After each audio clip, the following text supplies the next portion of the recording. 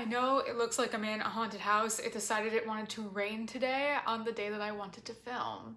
Howdy guys, it's Shayla and welcome back to my channel where I scream into the void about topics that interest me. Today I want to take you back to 2006. It was a simpler time, a better time, and my mom and sister let me watch Flavor of Love with them at the ripe old age of 9 years old. Now, in their defense, Flavor of Love is like my childhood blanket. My friends know me for when I get stressed, and the thing that makes me feel better is watching episodes of Flavor of Love, Rock of Love, I Love New York, all of them. They are my comfort TV. And this was the first one. I got to watch it in real time, and let me tell you, even at an elementary school age, I was obsessed with this show. For those of you who don't know, the premise of Flavor of Love is that rapper Flavor Flav invites 20-something-year-old women to a mansion to compete to be his girlfriend.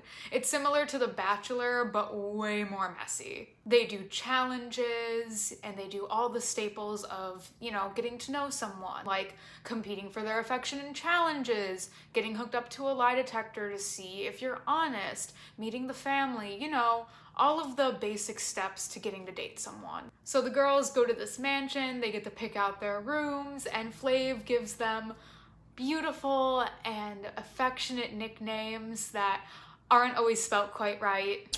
Fine, pumpkin. Ooh, that's the name. Or that lovingly reference their boob or butt sizes.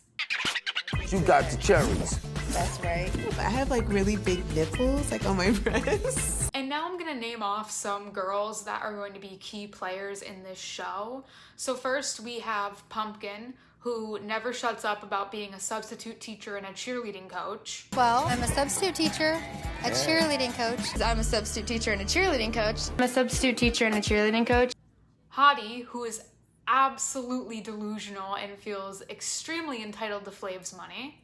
New York, who is an absolute icon, the face that spawned 1,000 memes, and the self-titled HBIC. Hoops, who is Hoops. She's just like your average girl. And Goldie, who is an absolute fucking angel and deserves to have everything she could ever want in this world, and I hope she is thriving and got every single thing that she ever dreamed of having. Our challenges don't come until episode 2, where each girl has to showcase that they have a specific talent for Flav, conveniently while they're in hot tubs so he can see them in bikinis. And by talents, I mean making out with him or letting him whip them. Dirty minds. I don't get whipped. If anything, I do the whipping. Okay, sir. Everything you say goes. Whoa! The next challenge they get to do is that they each get put into groups of 5 and go on different dates. The first group of 5 gets to go and meet some of Flav's old friends, which end up being old people in a nursing home. Now, Flav is having them do this because he wants someone who can take care of him when he's older because, as I said, the women on the show are in their 20s, and Flav is 46 years old at the time of Flavor of Love Season 1. In between these next 2 challenges, New York confronts Hottie because earlier on, Hottie said she would stop at nothing to be shady in this competition, whether that meant like stealing girls' clothes or cutting up their belongings. And New York has a jacket that's missing, so they get into this argument, which escalates into this amazing scene. You guys are just jealous because all of my friends that know me tell me that I remind them of Beyonce, so you can all... Hottie. Mental institution. Crazy. Bitch needs a straight jacket. Get like Beyonce! Are you out of your mind? Beyonce, sweetie, I'm so sorry. I'm so sorry that an ugly ass bitch like this would even say that. Oh my God, are you insane? Beyonce? And then, of course, Goldie, being the angel she is, sums up Hottie's character. I think Hottie is 2 chocolate chips short of a cookie. The next 5 women get to go on their date where they get to throw a party for some of Flav's friends, and those friends end up being kindergartners. Now, Flav explains that he wants them to do this challenge because he wants to have 4 more children. Well, he can. He already has 6. So he wants 10 children in all and wants to start having more children when he's nearly 50 years old. What a good idea. We then go to our next challenge that I want to highlight, which is the girls have to cook Flav and his mother fried chicken. Hottie decides the best way to cook up a meal for her potential partner and his mother is to stuff raw chicken with vegetables and then put it in the microwave on the chicken setting and then serve it to him and his mom. This is crazy. My favorite part is that when the chicken is revealed, Hottie's like looking around like, who would do something like, not me, no. I would never think to do something so stupid and potentially dangerous. What's baffling is that even though Hottie tried to serve him and his mother raw chicken, he doesn't eliminate her because she's got massive titties? Hottie, she got the big knockers, G. She got the big knockers, you know what I'm saying? So we're down to the last 7 girls, and they get to do a challenge where Flav wants them to please his 5 senses. So they do what you would think. He smells them, literally puts his nose right up to them, blindfolded, and sniffs each one of them. I like her. She smell like bacon. Yeah. He has them sing, which is one thing Hottie is actually good at. In the home of the place. Something she has to be able to offer to the world, and I guess it's the gift of song. He puts his face in all of their body parts for taste. New York went and gave him her forehead. How do you taste the forehead? And he sticks his hands all over them, in between cracks and crevices that you should not be sticking your hand in on live television. And so I gave my man my ass. Finally, he has them dance behind a silhouetted screen for the sight portion of the challenge, and I can't show you really any of it besides New York nearly crashing through the screen.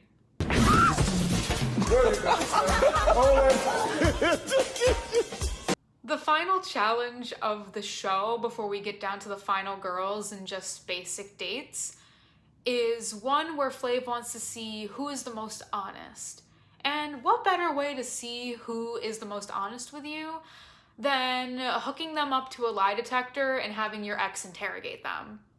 Bridget Nielsen, Flav's ex that he met on a different reality show, comes to the house, keeps calling Flav Foofy Foofy and asking who's in Foofy Foofy's bed, and then proceeds to strap them into lie detectors where they're all, perfectly honest. No one would ever lie, right? Not Hottie, right? Are you 25 years old? Yes. Are you older than 30? No. Have you ever been on television before? No.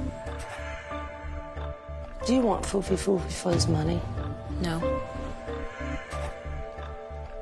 After this, they go out to dinner where Bridget straight up calls Hoops ugly, and then they proceed to have a screaming match. And honestly, I don't know how Bridget saw this going well.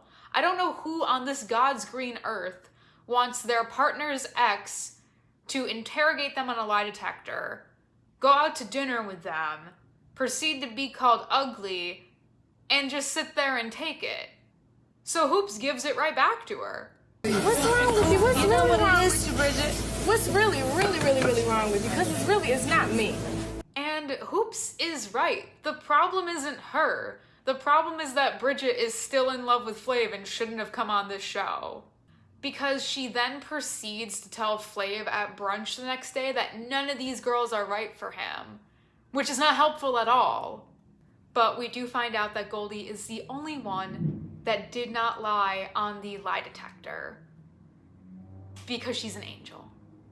So now we are down to our final 4 women. So because we're down to the final 4, the girls go on double dates with Flav. The first group is Pumpkin and Hoops, and New York reacts like a totally sane person would to finding out that they're going on the first date and not her. So that hurt me. Flav takes them on their date, and he is awkwardly making out with Hoops and Pumpkin in a public pool. And then he takes them to dinner, and Pumpkin shows how white she is by not understanding anything that Flav is saying, including the simple phrase, "aight." Aight. Hi. Aight. And I'll drink to that. I always have a hard time understanding Flav. Pumpkin, you might want to go back to school and resign from being a substitute teacher if you are unaware that aight just means alright or okay. Besides Pumpkin being dumb, Flav takes her on a nightcap because he hasn't had enough alone time with Pumpkin, but he has had that with Hoops. And then this is my favorite Hoops moment. I mean, like, if that's what eliminations are based on, who's having sex with them and who isn't, and then damn, I'm going home. I just think it's so funny how she's like, I can't swear, when they'll just censor you. It's okay, girly. But also, if it were me on this show, they'd have to censor me like every other talking head, because I would just be like, what the fuck is going on? What did I sign up for? Mom, come pick me up. I'm scared. I'm at the mansion on Flavor of Love. But things don't really heat up in this episode until Goldie and New York go on their double date with Flav. They go out and explore a wild animal park where Flav is a perfect gentleman. This lady told me as we was going out there, she said, yo, the reason why some of these animals have long horns is because the longer the horns, the better their sex life. Yep, Flav. Just like you and your horns. All 3 of them. But at their dinner date, Flav and Goldie are hitting it off way more than New York and Flav are, so she reacts like a perfectly sane person would at a dinner table. I didn't like it, you know. It hurt that he was paying a lot of attention to Goldie, but I think I handled myself well because I see myself pouring the champagne all over the table and leaving. I mean, I was just like a millisecond from doing it. I trust her with that knife. I don't know about you guys. She seems fine. Flav picks Goldie for a nightcap for the same reason that he picked Pumpkin for hers, which is just that he hasn't had enough time with her. And New York, once again, has a calm and rational reaction. That whore knew exactly what she was doing. But she knew I looked great. She knew she had to pull out all her stops. She, you know, basically dominated the date because, ooh, she finally kissed him tonight. That night at elimination, though, Flav makes the biggest mistake and gets rid of Goldie because he sees her more like a friend. Which just, she was everything. She was so sweet and funny and kind and down to earth, and Flav missed out on the perfect woman. I'm sorry that he was delusional, Goldie. He should have picked you. We are down to our penultimate episode where we meet the last 3 girls' families. He takes Pumpkin and her mom out first to a spa where we get a lot of close-ups of his feet. Listen, miss, when you see my feet, please don't call the police on me. I got feet like a runaway slave. And then he starts talking about how he had a private date with Pumpkin in his suite. And of course, Pumpkin's mom is taken aback by that. But she's like, you know, I know my daughter. She's probably not really done anything on this show. But once they get back from their spa date, Pumpkin's mom reveals how she's not surprised that Pumpkin's here because she knows she's been on multiple TV shows before. And Flav, of course, is pissed because Pumpkin didn't tell him that she had been on Blind Date because that's one of the reasons he finally eliminated Hottie. You know, it's hard to feel bad for Pumpkin because it's not like you just accidentally end up on reality TV. You know, it's not like, oops, I slipped and fell into the set of Blind Date. Oh no, I accidentally tripped in the Flavor of Love. Once Pumpkin gets back from her date, New York acts like someone died because Pumpkin tells her that Hoops is going on the next date. And she reacts, you know, actually pretty calm for once. Where is he going right now? Okay, I went upstairs and I told Hoops. I was like, hey, blah, blah, blah, this is what happened. And she's like, yeah, I'm getting ready to go on mine right now. How would she know that? I mean, she's totally clueless. No, that's not true. New York mentions wanting Flav to see, you know, where she comes from and meet her family. New York is from around my area. She's not from New York City. She's from Central New York. And it makes me laugh a little because I'm like, I don't know. Do you really want him to see where you're from? I mean, Central New York breeds a whole different kind of human being. So Flav takes Hoops and her mom out on a date to like a medieval tournament and proceeds to then flirt with Hoops' mom because he thinks she's hot. I don't want to do that for the longest anyway. I'm a little bit nervous that her and Flav, they're just gonna vibe like me and him did. I'm gonna watch to see what happens because my mom actually started liking one of my boyfriends in the past. If my mom started liking one of my boyfriends, I think I'd have to crawl under a rock and die. So at the end of their date, Hoops and Flav have alone time, and New York reacts like I do when I'm stressed by eating her feelings. I'm a wreck. All I've been doing is eating, and I'll probably eat all night. Honestly, a woman of the people. But then the next morning, New York's family comes, and we meet another infamous person from reality TV history, Sister Patterson, which is New York's mom. Flav is actually kind of considerate when thinking about what to do with New York and her parents because he knows that New York's dad likes tennis, so he takes them to a tennis court that he's reserved. So they get to the tennis court and New York's mom starts making comments about Flav. If you can just try embracing Flav. I don't want to be seen in public with a man that's 46 years old wearing a freaking clock that's not even running. Okay, come on.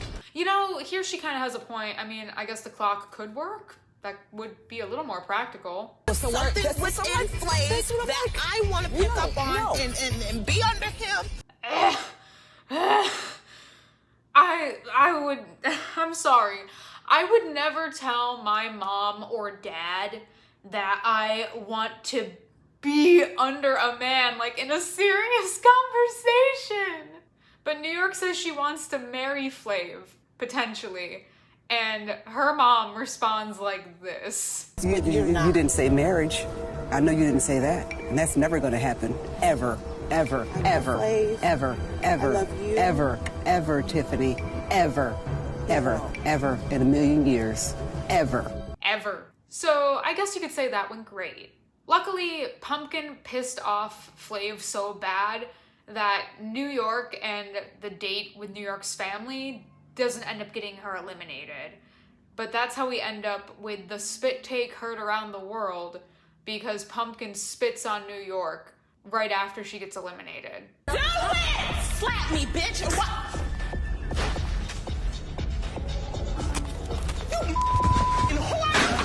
So we're down to our finale, and I just want to mention this little clip where Flav is comforting New York because the next episode takes place starting out with the night that Pumpkin spent on New York, and they're packing to go on their trip to Mexico for the finale.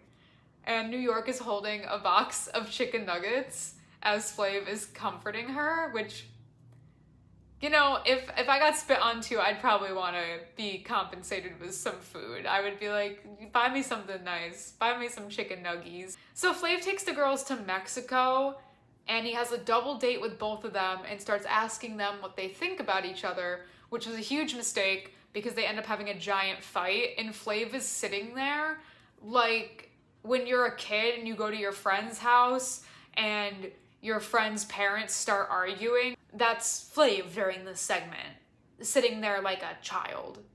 I don't know how he expected this to go because no shit, these two girls aren't gonna like each other after competing for you for weeks now, trying to, like, be your girlfriend. I swear to God, Flav is like the horniest himbo on this planet. Flav goes on his date with New York and makes this super romantic comment. What do you want to drink? I'll have something waiting for you on the ride. Milk. Flav, why? Ultimately, both him and Hoops and New York have successful one-on-ones and dates, but ultimately he picks Hoops as the winner of his affection, and for going through this and dealing with all of those insane challenges, he presents her with not a necklace, not a ring, not a bracelet, not a pair of earrings. He presents her with golden grills. And then at the end of the show, he even says, wait, can you like remind me of your real name? Anyways, guys, that is the fun, the adventures, the drama, the cinema of Flavor of Love, and I just wanted to share that with everyone because it's one of my favorite TV shows, and maybe I'll make a video about season 2 in the future, but that is it for this video. Thank you once again for being here, and I will see you in the next one. Bye!